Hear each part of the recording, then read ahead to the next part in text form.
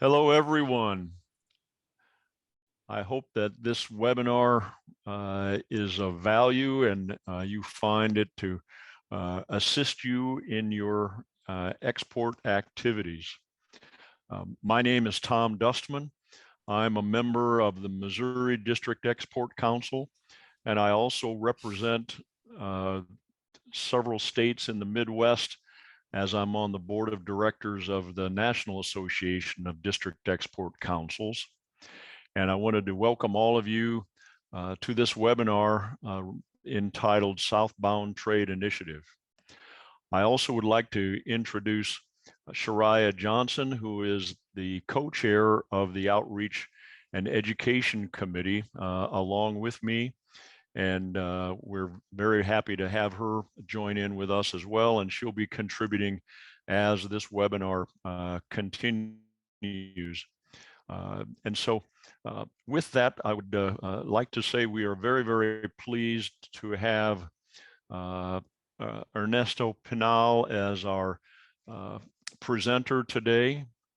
Ernesto has a great deal of experience. He's had 18 years, in fact, of experience and accomplishments in the high-tech industry. He's an engineer by training with a wide exposure in areas of product development, product and program management, strategic marketing, and international business. Ernesto brings more than 15 years of leadership experience with broad business acumen and a master's degree in business and engineering from McGill University.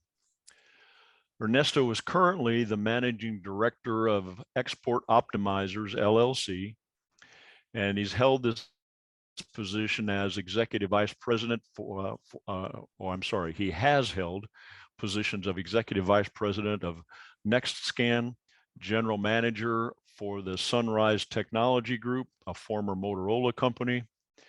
He's been the worldwide product manager for LiveScan's biometric solutions at Motorola and other experiences. Ernesto has acquired the professional experience through multiple positions, as I mentioned, in a diverse pool of large, medium, and small size organizations, including IBM, Universal Electronics, and as I mentioned, Motorola. This exposure to a great diversity of business environments and company sizes has provided him with a wide vision and understanding of the business idiosyncrasies and cultures, and has enabled him with extensive experience working with cross-functional and cross-cultural teams to be quite successful. He has been recognized with the 2015 Small Business Administration Exporter of the Year Award and the 2014 U.S. Department of Commerce Export Award. Ernesto is very involved in his community, volunteering in various organizations and holding leadership positions in those.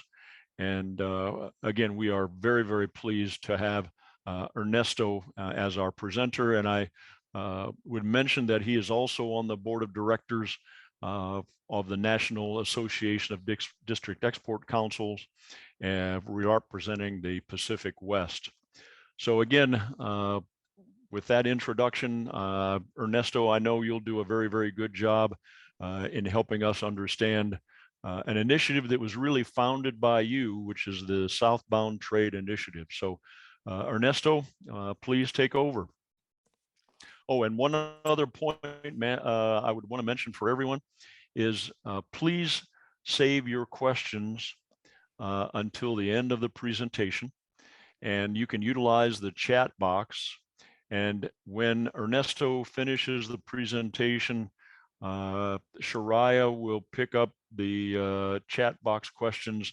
She'll address those to Ernesto, and Ernesto will then provide a response. So again, with no further ado, I'll turn it over to you, Ernesto. Tom, thank you very much for such a kind presentation. I feel so excited about it now. I hope that I'm up to the spec for the expectations, but I'll try my best. That's for sure. So I think now I should share my screen, right, Heidi? Okay. So then let me do that. Okay, so I hope that everybody can see now my screen. And let me start by trying to give an overview of what this presentation is about. As Tom pointed out, is called the Southbound Trade Initiative, and it incorporates or relates trade and security for the whole America's hemisphere. And the idea of this program, which has been co-sponsored, and today we are officially launching this as an initiative from the National Deck, is to illustrate, provide alternatives so that for the business community and for individuals that are involved in exporting as well as in manufacturing with operations overseas. The main goal of this program, of today's program, is to really provide you a different mindset, so you can start looking at how things are going to unfold down the road, and perhaps start identifying opportunities for your companies, for your sectors, and start basically doing the work today, not tomorrow, not next month, not in 6 months, but today. Start thinking about what are the different ways in which I can incorporate to this new trend, and how could I benefit? And particularly in relation with the decentralization that we are all seeing that will happen from Asia, from China in particular. And I think that's really the result of a natural trend that just COVID has accelerated. I think two of the big teachings that COVID has left us with is, number one, the fragility of the current manufacturing and supply chains. And second, equally important, is the vulnerability for essential items that become national security, such as medical supplies, such as communications supplies, and et cetera, et cetera. So I think this trend started even before COVID, when we started seeing the frictions in the geopolitical scenario. It started with the Trump administration, when the frictions with China started arising. And then COVID basically just accelerated this, brought it to probably move it 5-10 years ahead of its curve. But I think that's one of the good things of COVID. It forced us to think about these topics and think about them seriously, so not to procrastinate and delay action. So without further delay, let me proceed to the presentation itself. Oh, by the way, so the main goal for me, if after we complete this program, you guys leave with a different mindset, with a way of understanding and questioning your business strategies and your supply strategies in a different fashion, then I will have accomplished my goal. Now, let me tell you what this program is not about. This is not a silver bullet or a one-size-fits-all type of solution in which it will be, oh, this is a solution we will implement in 3-6 months and we will be done. We will just replace the inconveniences, the headaches of dealing with China, and move it somewhere else, and then everybody will be happy. That's what this program is not. It will require work for all of us, and for the government institutions, from the business community, from all the players involved in manufacturing, in supply chain, etc., etc. Okay, so let me move to the next slide. Okay, here we go. Okay, so let's talk a little bit about North America. And I think the process of integration in North America started 28 years ago. And it's one of those very successful cases that we can be proud of. North America, with the integration of North America, we were able to create a region with a GDP of $24 trillion, a common market with 492 million consumers. It's one of the most dynamic hubs for international trade. And it has created a very, very well integrated set of integrated economies. The banking is a perfect example. The automobile industry is another one. The aerospace industry is another one. And this has not happened just by accident. it has been really the result of a lot of work that started or initiated formally with NAFTA. The work started before NAFTA, by the way, by nature of geography, but NAFTA basically formalized all those arrangements, if you will, and now we are under USMCA. So I would like to share with you a couple of numbers that I believe are very relevant to what we will be talking about.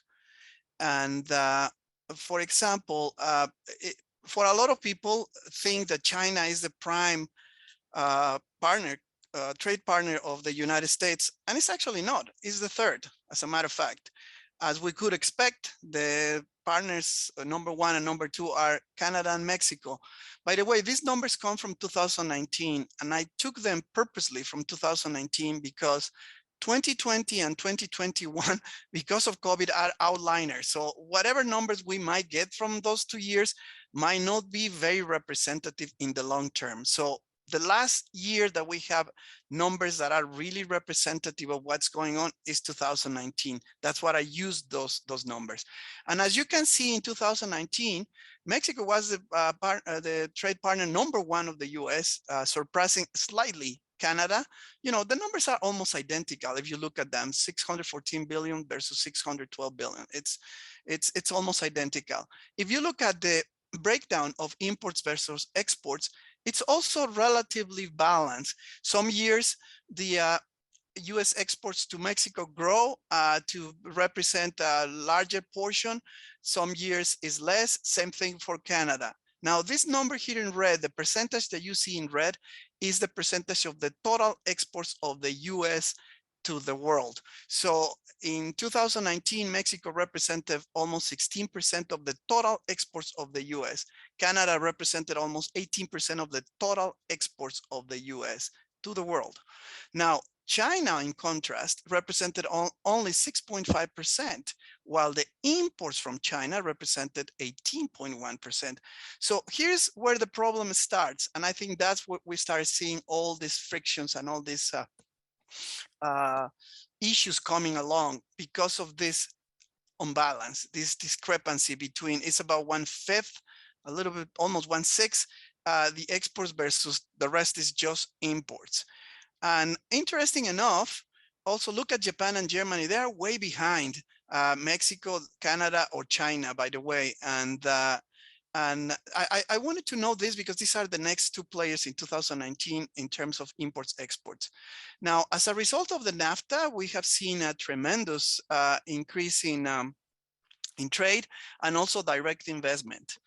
That has actually turned out to be benefits for jobs. In 2019, 5 million direct jobs in the US dependent entirely from the trade with Canada and Mexico, and another 8 million indirect jobs also dependent on that trade.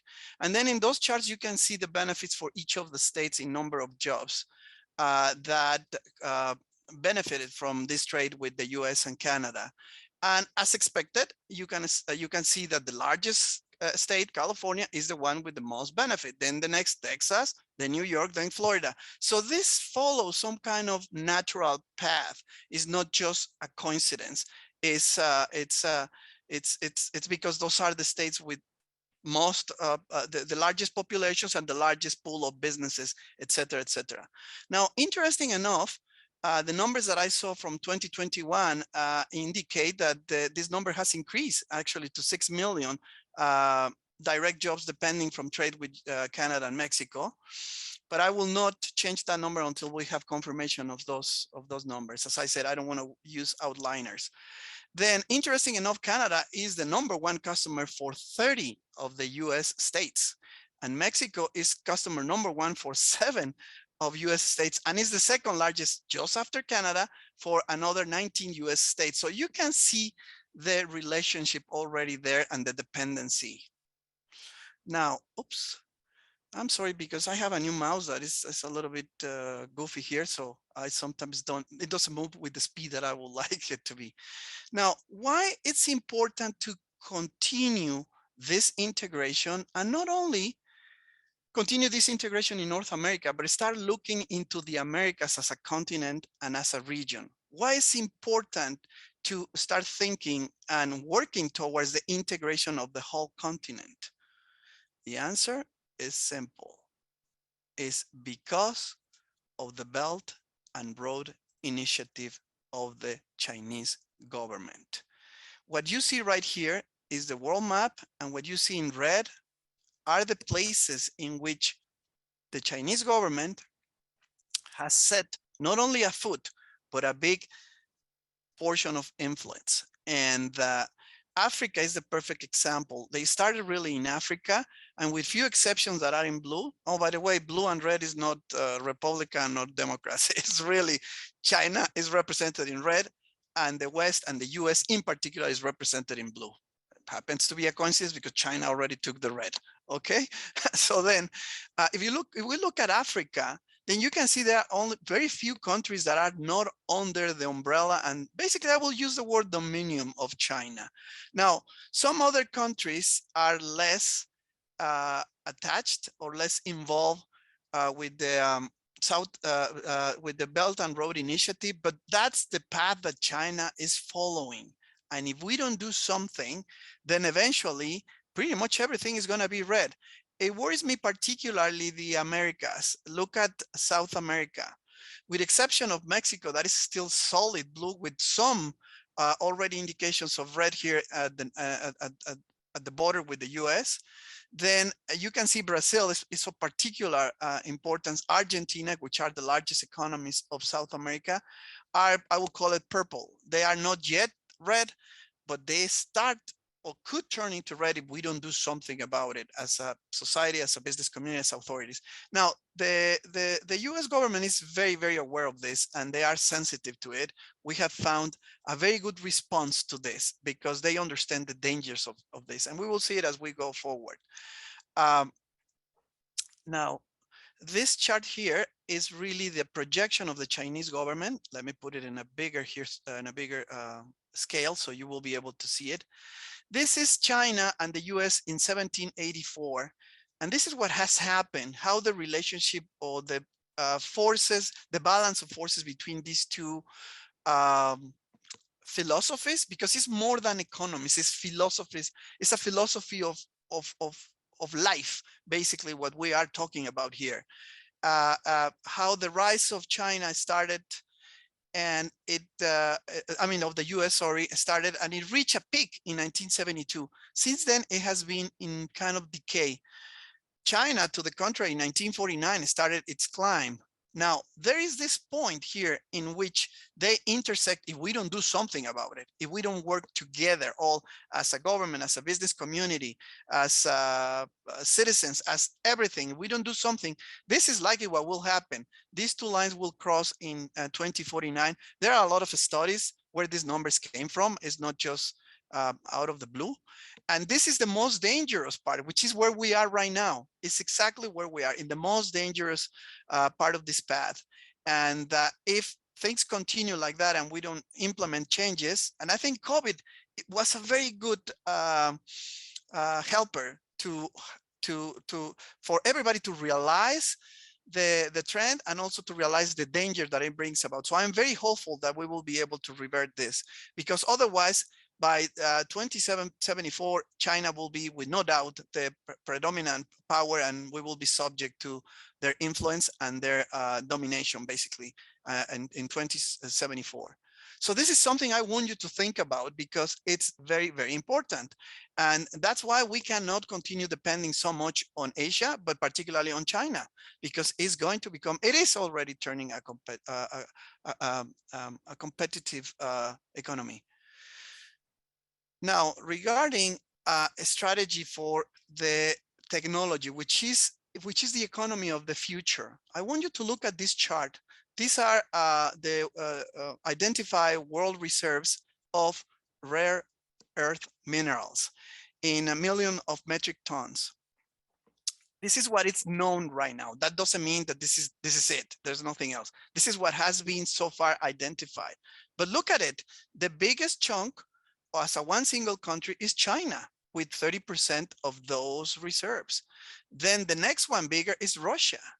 So I don't think that we can expect going forward that, oh, well, we will just ask China to sell us more of that strategic components for technology. I don't think it's going to happen. Or perhaps Russia? I don't think so either. So what do we have left in North America? And this is only US and Canada, by the way. It only holds 2 of the identified 2 million metric tons. So it's almost nothing. However, Latin America together as a region, and this includes Mexico and going forward south, it's 40% of the known reserves. So this is why we need to start looking into this more seriously, because this is where we could get those components that we will need for the strategic development of new technologies and be able to position ourselves correctly. Now, this is what we have right now in the Americans in terms of trade blocks.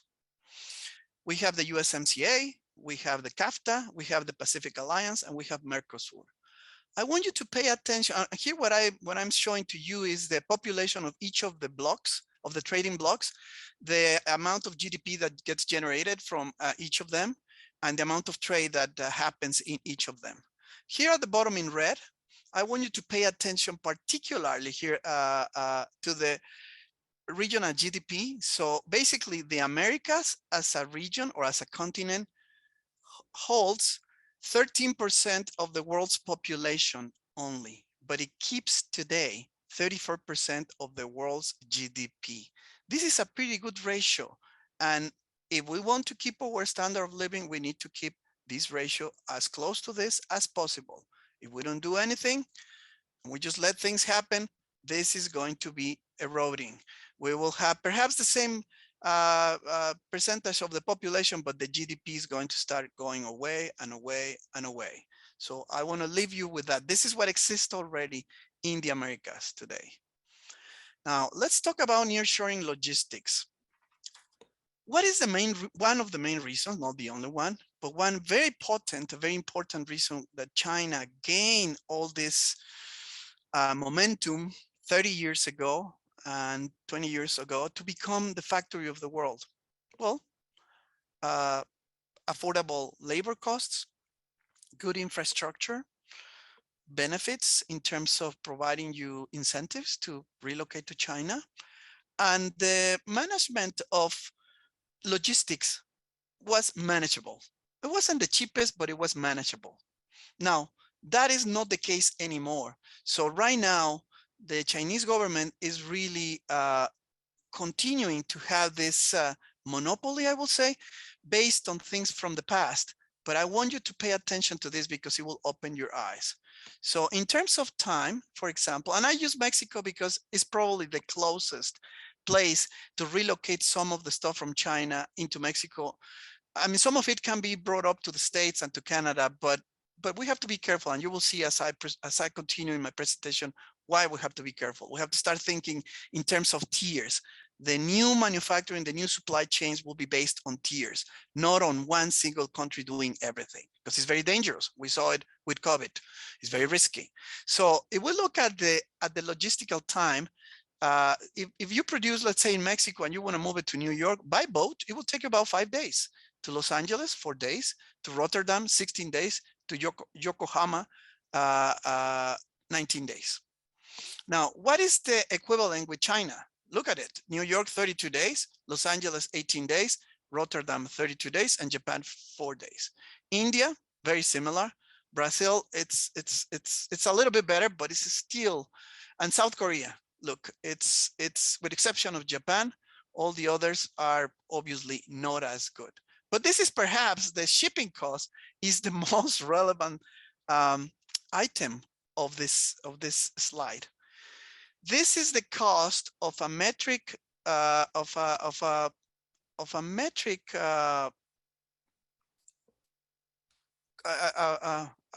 cubic meter of cargo, moving it from China to the US, from China. And this is in 2019, before all these disruptions and all this crazy stuff that, as I say, those are outliners, so I cannot really use them as a reference, but I will use what was happening in 2019. You had a cost of about $140 versus $9 if you move that from Mexico to New York, Los Angeles, etc., to the US. The other big component was labor that made China very, very attractive. Now, look at what is happening with the labor in China. In the year 2000, the labor cost of China was equivalent or similar to that in Central America. That's in the year 2000. But it has been climbing steadily. And there's no indication whatsoever to think that this is going to go down again. It's just going to continue. Maybe it will reach a plateau, maybe. But so far, it's climbing and it will continue climbing. So look at the labor cost of Mexico, Central America, and South America. Here they are. Here you have them. And they have been climbing, but not to the same rate as the Chinese rate. So then that's another advantage that China had. One of the main ones is gone. It's gone. What they have right now is just all this infrastructure, which is pretty good. I have to admit that. But we have to start thinking about what are we going to do to replace that. Now that brings me to the right side of my chart here, in which you will be able to see the competitive index that incorporates logistics cost, labor cost, and a lot of other things, energy, taxes, a lot of other things. So, and I'm not going to make you dizzy with going into detail on all of those, but the most important are the logistic and the labor for illustrate the point. And the point is, look at the index of different countries. You have Mexico, India, Vietnam, China, the US, South Korea, etc., etc. The US is 100 because it's the reference point, but you want to save some money? Yes, China is here at 95, but with these numbers and from 2019, Mexico is even better because of the labor and also the logistical cost. So in the general index, and this is from the Boston Consulting Group, by the way, it indicates that Mexico is at 86. So basically that means it will be 14% less expensive than what you do in the US, just to use it as a reference, or with China as well. Now, what is happening today in the Americas, with the free trade agreements, etc., etc. The US today has free trade agreements with 20 countries. Canada has free trade agreements with 51 countries worldwide. It is not only the Americas, worldwide.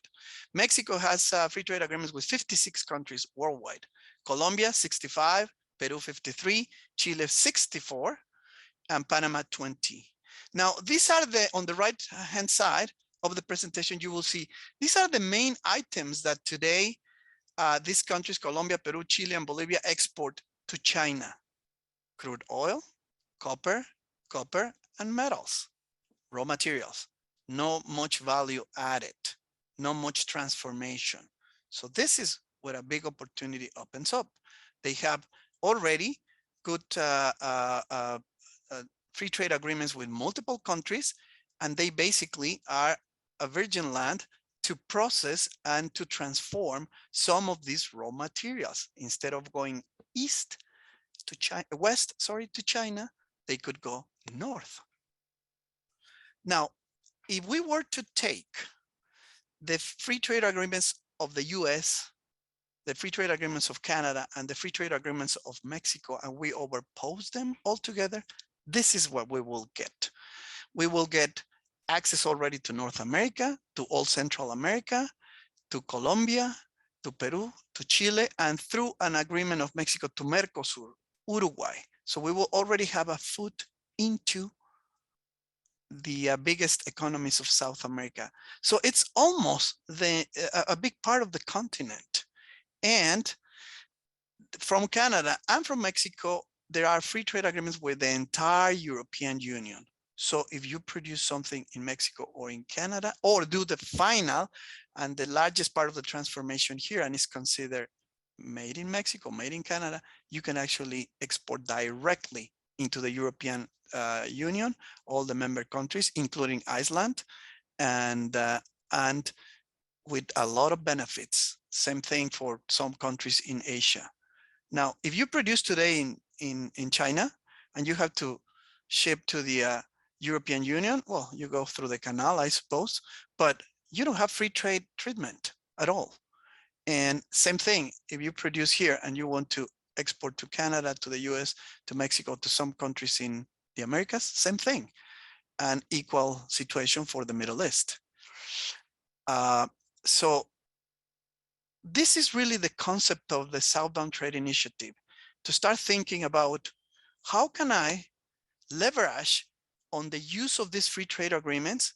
And the Southbound Trade Initiative, it's the basic element to start combining the free trade agreements that already exist between Canada, the US, and Mexico, and do an expansion of USMCA. Treat products that come and that are originally transformed in these countries as if they were part of the USMCA. So all this region will benefit from that. Now, since the agreements already exist, what it takes is to homologate them, but there will be no resistance. And so far, the acceptance of this is being seen as very, very, very, very positive. Nobody will object, with few exceptions, but nobody will object to that, because everybody will benefit. Now, how these countries will benefit here in South America? Number one, because they will be able to do a little bit more of transformation on site, and then they will move up to likely parts of Central America or Mexico for the next step of transformation. Then they will go up to the US or Canada for the final part of the transformation. And let me use the example in the automobile industry that illustrates this perfectly. A piston of an engine of an F-150 pickup truck today travels 6 times before it becomes a finished good. It initiates the process in Michigan, then it goes down to Mexico, then it goes up to Canada, then it goes back to Mexico, and then one more time goes back to the US for refining or finishing the product. Then eventually that piston gets installed into the engine of an F-150 pickup truck. Now you might wonder, well, that sounds like too much travel. Yes, it does. It's expensive. The logistics must be a nightmare. Could be, but it's not, because the systems are so in such a way integrated that becomes more competitive. And again, I'm taking the COVID and the disruptions of the chart, because those eventually will be resolved. And what we are left with is the development of this very sophisticated process of manufacturing that makes that piston competitive at an efficient way and a good price to be produced with all this travel. Why? Because there are competences that each of the countries offer. And one of the main assumptions of this program is to start thinking in terms of regions, not of countries, regions. And I think North America is already a region that has permitted to maintain some competitiveness in some industries that otherwise, if it was just single countries, we will have lost already to Asia. So if we expand this under this parameters, then we have the possibility of increasing the success of the USMCA. So treat the rest of the agreements that already exist in Central and South America as if eventually we're part of the USMCA and adding value. So the goods and the raw materials flow north instead of going west. Now, that doesn't mean to stop doing business with China. And don't take me wrong. No, not at all.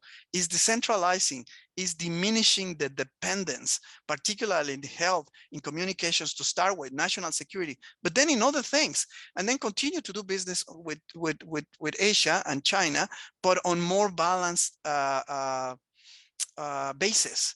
We can't continue depending so much on that. So what is the future of the manufacturing of the supply chains?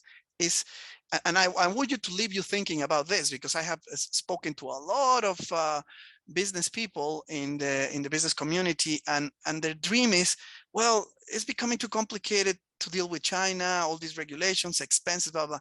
And they want just to replace what is in China into somewhere else, or in Vietnam, or in Malaysia, or in Indonesia, or whatever. Well, then we go back to square one again. It's a matter of time before this dependency turns very evident, that is very unhealthy again, depending on one country, on one set of rules. And I think that the lesson learned should be, we don't want to depend on one country. We don't want to just move that and mimic what we did in China, but somewhere else. No, we want to do it in tiers. That is the future of this, and in tiers in which we can use the competitive advantages of each place either because that's where the material is being extracted from, either because they do have perhaps some qualifications that are hard to find at a competitive price somewhere else, or all of the above, and do the transformation in stages so that, and of course, always with a couple dual type of providers, so that down the road, no country has complete control on the manufacturing on anything.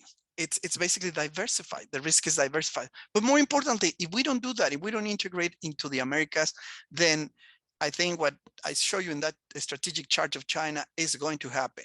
Now, the Belt and Road Initiative is doing work right now, trying to convince people or governments in South America to take their loans. Their loans are very risky because if the countries don't pay back, then they just repossess the infrastructure, the electric plants, the roads, the ports, the dams, whatever it is, they just repossess. And it's like, for China, it's a very good deal for the Chinese government, because it's like getting all these projects awarded to them at cost. They don't have to participate in any kind of tender, and also treated with a lot of benefits, incentives, tax-wise, and so on and so forth. So it's a super deal. Of course, that's why they want to sponsor those projects, because they know the risk is minimum. If they don't pay, I repossess that. But there is one component that I believe it's our argument to counteract that, and is the Belt and Road Initiative program requires that all the labor, all, including those that clean the street, all those that carry the sacks, must be from China. It's not only the technology, it's not only the products, it's not only the top management, it's not only the project management, it's everything, including the individuals that clean the site. And for a lot of emerging countries, they don't like that, because they do have the need to employ what I would call in low-level jobs. They don't need to bring foreigners to do that kind of job. In fact, it makes absolutely no sense.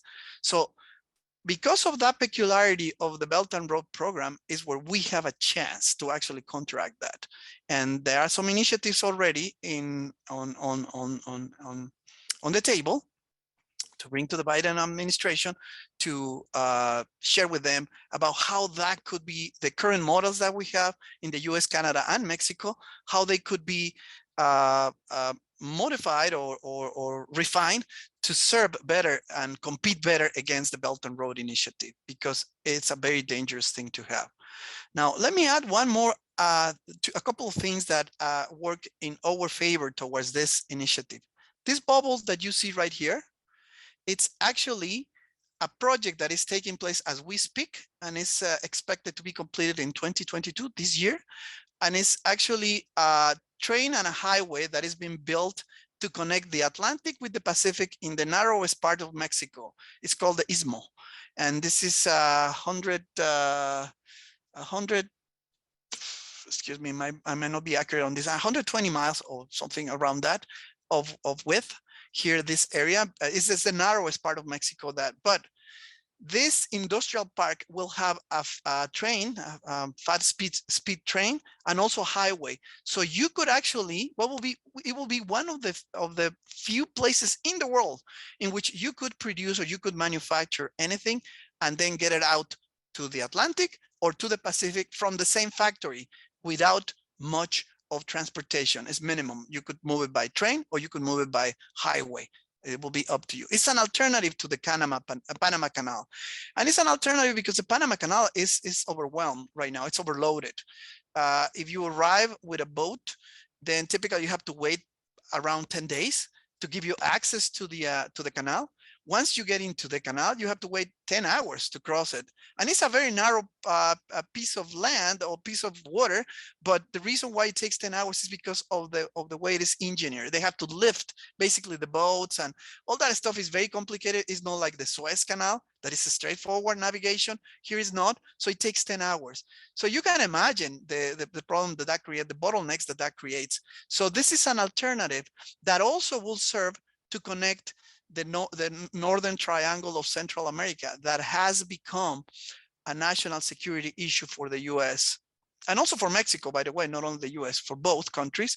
So This and together with investments that are right now being considered as we speak for Central America in the range of $4 billion to develop infrastructure and be able to provide jobs in those areas connected to this train is going to make a lot of sense, because then you will have a potential high productivity area here, well connected, in which you can move stuff by boat from here or by road, because one of the things Mexico has is a very, very good network of roads, of highways. But you don't need to rely on that. You can actually use boats to move to the US in a much shorter period of time, as I show you in the logistics chart. And again, you will be able to export to the European Union and to the other countries for which already hold a free trade agreement with. This is basically the main part of the presentation. So I promise that I will stop at 1:40, and we are almost right there on time.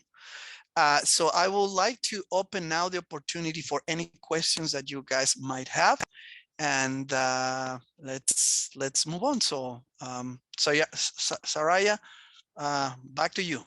Yep. Okay. So Ernest, so we got two questions in the chat as you were going. So the first question is, how much are the import-export figures skewed to Mexico and China as a result of US goods being moved to these countries for production and then back again, i.e. auto and aerospace?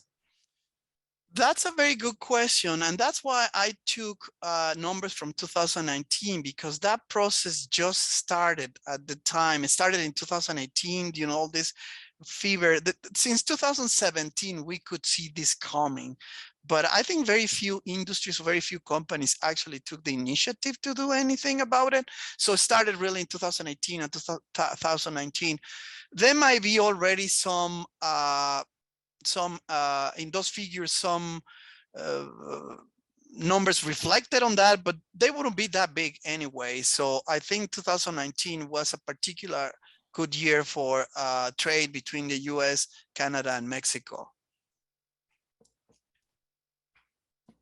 Okay. And one more question that came in. How do we staple or connect all of the existing FTAs in the Americas to get this initiative started? Is there an easy way to accomplish this? Well, working with governments is never easy, as we all know. But if there is a political will, then it becomes easier. And right now, because of the vulnerability that COVID exposed, because of the trends that we see with China, you know, taking control on some of their technology industry, educational. I mean, there are a lot of changes happening in China as we speak. We really don't understand, and we can't really see the implications of that down the road, but we have to be very careful. So it's the time to do that. And that's why we see a receptive reaction from governments to do that. Now, when speaking to some of the countries in South America and Central America, the main reason why they like to deal with China is because China is a big customer of them. They buy a lot of raw materials. So of course, why they wouldn't want to do that? Absolutely, they will want to be in good terms. Now, do they particularly like the call it the infrastructure and the management styles and the business styles that China brings to their lands? No. And the reason is simple. You know, when an American or European company goes and settles, let's say in Mexico or in Honduras or in Guatemala or in Peru or in Colombia, they typically, yes, they bring the CEO and the top management from the house country, but only for 2 or 3 years. And then eventually they depart and they leave locals running the majority or the most important pieces of the operation. That's the normal pattern for Western companies. Differently, when China goes into those, always the top management are Chinese, and they will never be locals, never, ever. So then they know that, they resent that, and they become very restrictive in that regards. So, but they are good customers. So of course they want to continue doing business. Now, if they have an alternative, who will buy those raw materials? Because there is a way to either some investment to transform part of it locally and then eventually take them out north to continue the transformation, they won't have an issue selling to somebody else as long as, you know, they can have their product sold. Now, they don't want to keep selling just raw materials forever because they know that their standard of living will never improve if they continue that path. So by offering the possibility of developing infrastructure in their own lands to do the initial part of the transformation, it's a good deal. It's a good proposition. So they will listen to it. And you know, I have had conversations already with government entities and development agencies in those countries, and I can see that feeling. Now, there are other things that will need to be worked on, but I think as long as the financial part is taken care of, the rest is doable. Okay. Next question. What countermeasures do we expect China to deploy to negate decentralization and free trade efforts? Well, I think that's an excellent question, you know, and it has multiple answers. So I'm going to play here the like I have a glass sphere, but I think the first one, they are going to try to, I wouldn't be surprised that they will try to manipulate their currency to make more appealing and more competitive their the created infrastructure. That will be one. They will start also trying to impose restrictions for companies to make it very, very extremely painful to move out, and also to buy any kind of components. And this is a bridge. We have to think about this as a bridge that we have to cross. But while we haven't crossed the bridge, if the bridge collapses, then we're in big trouble. We will fall down to the water. So then that bridge is exactly what China will do, is that bridge.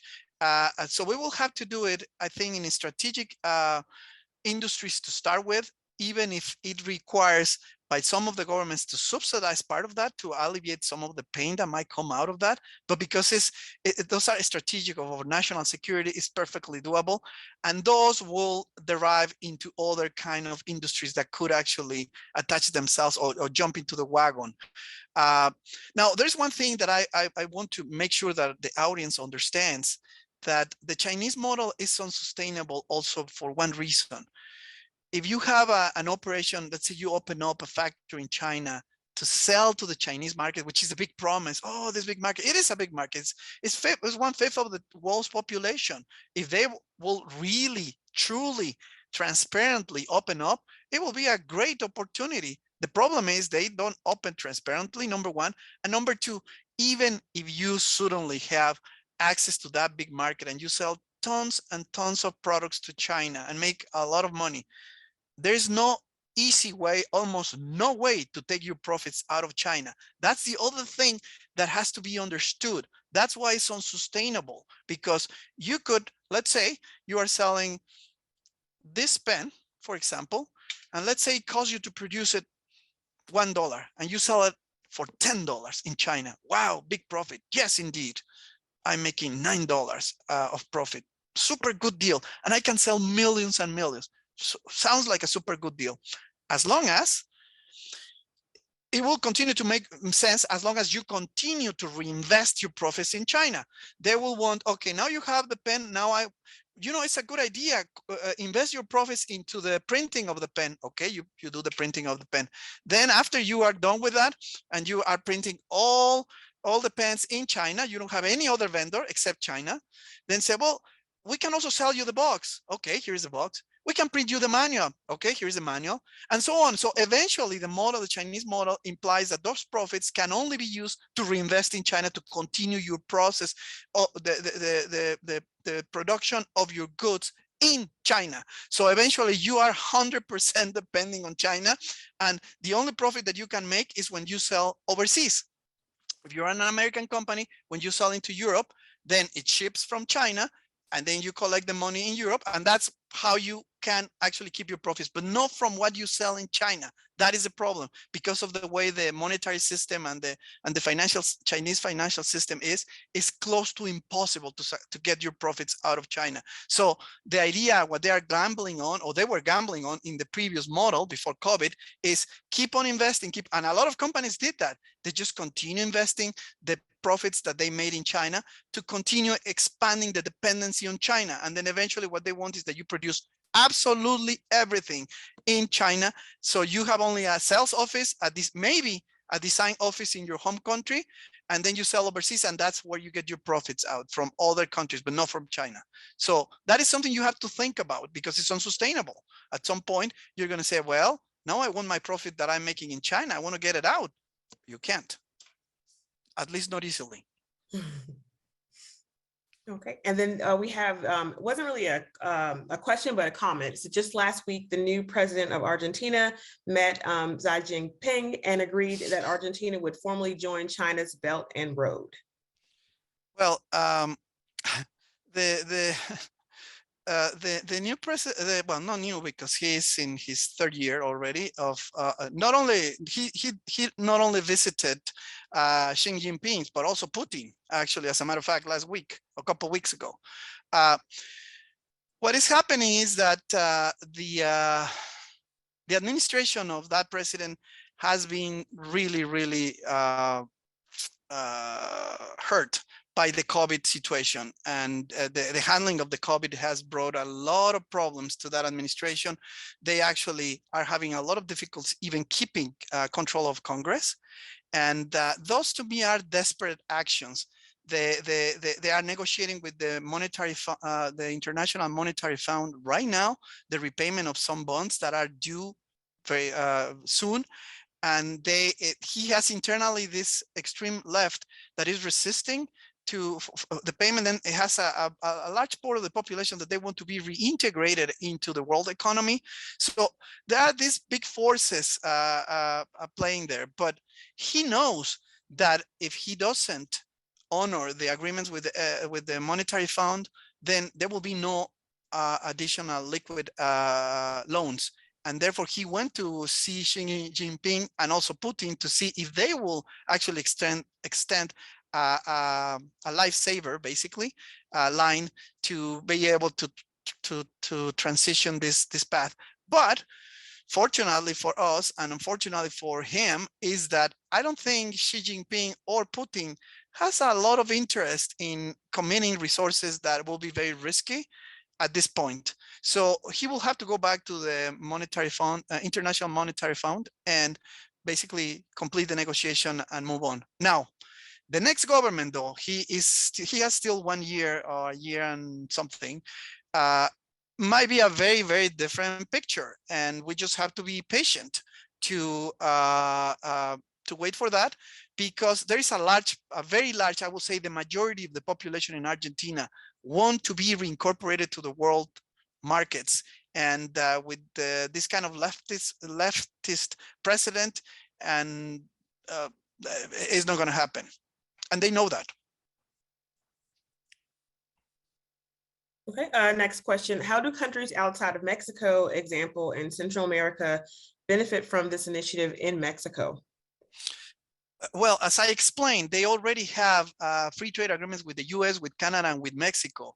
So what this initiative will require is to go and renegotiate, not renegotiate, create addendums that specify, and it will start by industries. It will, I don't foresee that it will be done everything at once, but by industries saying, okay, if you produce, let's say in Guatemala, or you extract this and that, and then you do some of the transformation there, then you could move it into Mexico for the next step of transformation, and it will be considered a product that was created under the USMCA rules. That's how it will work. So if you extract some raw material from Colombia, for example, and the ideal scenario is that they do the basic transformation locally, and then they move it for the next step of the transformation to Mexico, likely, or maybe to Central America or somewhere else, and then through the free trade agreements that already exist, treat it as if it was created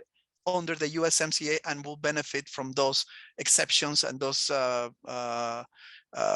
specific the special treatment that USMCA provides.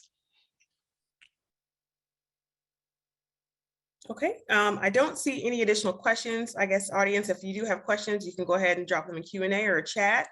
Now, I will add in the meantime, while they come up with more questions, hopefully, that this is an introductory session. Then we will likely have other programs that are specific to industries, because it's very hard to try to cover all different industries in this session. This is only to show you how the future might look like, how you can start asking questions about your business strategy and your manufacturing strategy, so that you could benefit eventually from this. Because the decentralization, again, from China, this is the main point. You don't want it. You don't want to move it just from China and move it into Vietnam and be equally dependent into one country. First of all, it's not going to be doable, number one, because no country has this infrastructure and this set of entities like China. But assuming hypothetically that you don't want to be in that same boat, because it will be just replicating what you had in China, but somewhere else. And if it's far away, and those are systems that are not very transparent, then you take a big risk. And why do you want to do that? I mean, you want to decentralize and start creating something healthier. And then I think the USMCA is your first step, but it doesn't end there. With the other free trade agreements of the Americas, very soon we will see this linking of those to be able to consider or to benefit from the benefits of the USMCA, so that companies can actually feel more free to invest and do part of their transformation in different countries of the Americas. Okay, and then yes, we do have another question. How is the Nadec advocating for the Southbound trade initiative, and what can we do to help? Well, I'm glad for that question. What we are doing now is we are bringing to the initiative. We started already at the Congress level and also at the USTR level, and by the Biden administration. How everybody can help is, I would love to have the participation of, or at least perhaps I would like to create a directory of companies and individuals that are interested in helping us, because at the end of the day, you have the largest megaphone that we could have with the Congress and in each region. So if you can bring about your concerns and also your support or your ideas to create awareness in the Congress that this is important and why you believe is important, they will listen, because you are part of their constituency, and that's probably the best way that you guys can help us. Now, we will continue having sessions on this, as I said, likely depending on the interest that it creates, have sessions that are more specific to industries and regions even, but for now, this is the general introduction.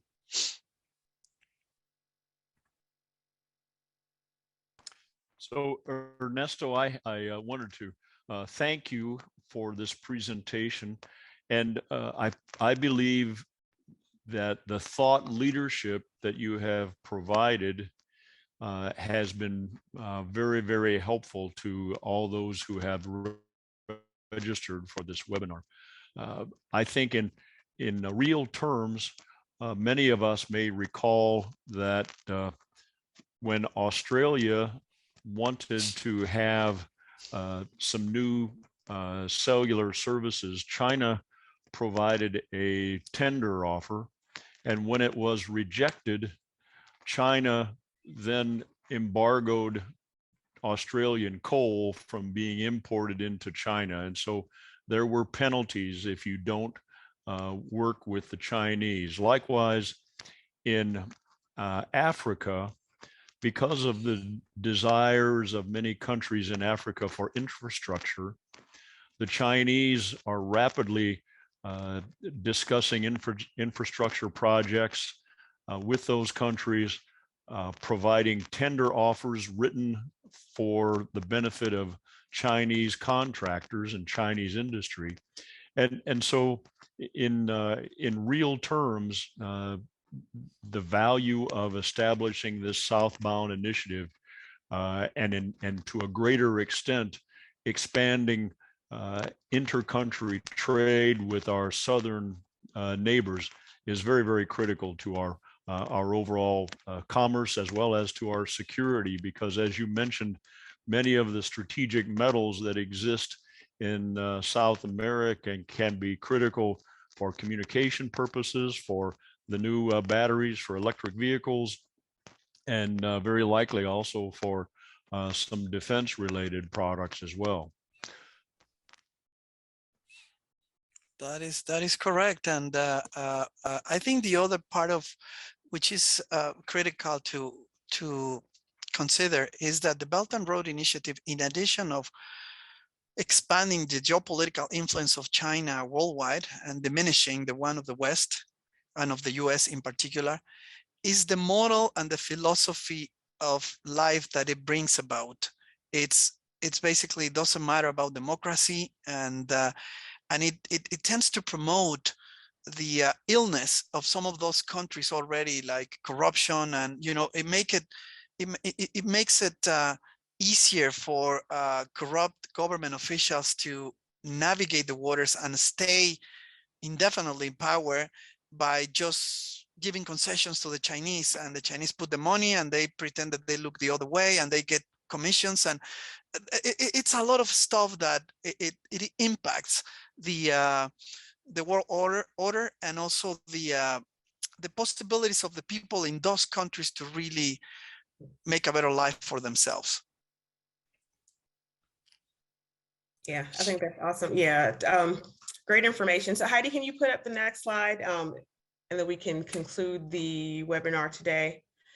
But to add to what my partner in crime said, this is just some awesome information that you're bringing to us. And I think it's important that all of us in the industry do take note and take some action. So thank you all for joining us today. Thank you, Ernesto, for this awesome information that you've given to us all.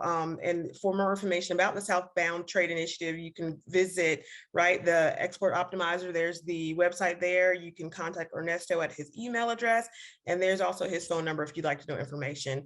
And what we would say next is just keep your eye out for our next webinar that we'll be hosting from the National Deck, how to effectively manage international employees. That will be on March 24th at 3 o'clock Eastern time, and look for the information for registration. We'd like to see you attend that. And thank you all for your attendance today again. Thank you, everybody. And it was my pleasure to participate in this session.